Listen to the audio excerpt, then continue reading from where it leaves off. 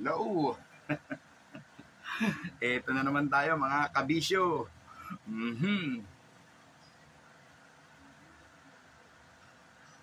Ang ating word and thought for today. Siguro hindi ko na kailangan pang natatawa ako, no? Hindi ko na kailangan sabihin pa ano ba ang ating topic ngayong araw na to. Ang ating word and thought for today. Nakikita nyo naman siguro, nasa harapan nyo na buwaya. Ayan, ang buwaya. Ayan, buwaya. Napakainit ng ating topic ngayon. Ilang buwan na, no? Mag-iisang taon ng topic sa mga balita, tabloid, Facebook, social media, lahat. Buwaya. Ayan. Ito buwaya. Ito buwaya. Ito mas malaking buwaya. Talagang buwaya. Ayan. So mga kabisyo, bakit ba inihahalin tulad ang tao sa buwaya? Ikaw ba, payag ka bang tawagin buhaya?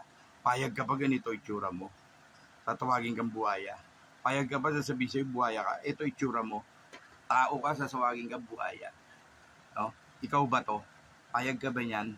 Naglalakad ka, pinag-uusapan ka, sasabihin sa'yo, buhaya yan. Ibig sabihin, ganito tingin nila sa'yo. Ganito itsura mo. Siguro ayaw mo yun, hindi. So, wag natin gawin. Ang hirap maging buhaya. No? Masaya ka ba nun? Oo, meron kang lahat. Meron ka lahat, nakukuha mo lahat ng gusto mo. Kahit sa maruming paraan, kahit nakakaagrabyado ka, nakakaapa ka ng kapwa mo. May naghihirap dahil sa'yo, may nasasaktan dahil sa'yo.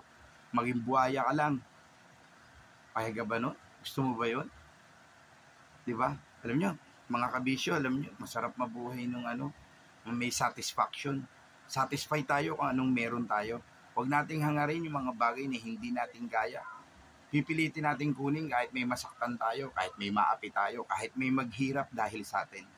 Huwag natin silang gayahin. Alam nyo, ano man ang meron tayo, maging masaya tayo, lalo na kung galing sa pinagpawisan at pinaghirapan natin. Masarap ipagyabang, mag-travel ka, mag-tour ka, dahil pinaghirapan mo yan. Bumili ka ng kotse, pinaghirapan mo yan.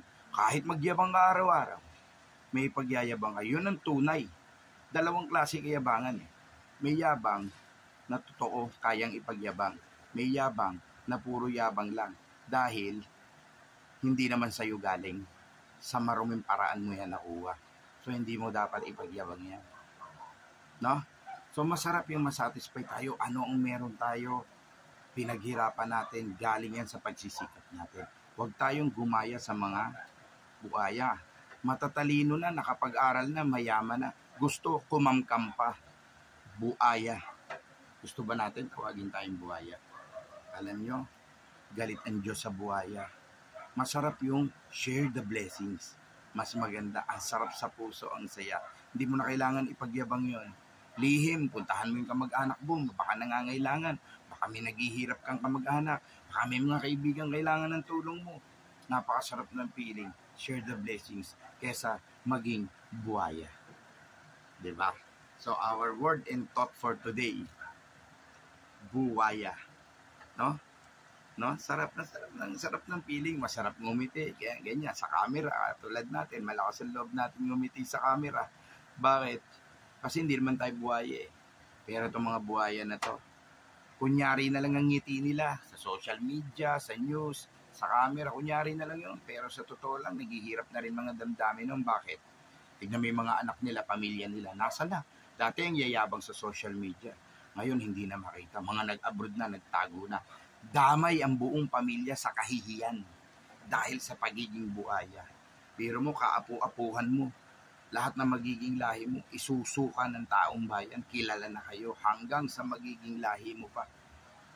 'Di ba? Masarap mabuhay nung simple lang. Kumpleto ka lang, okay na.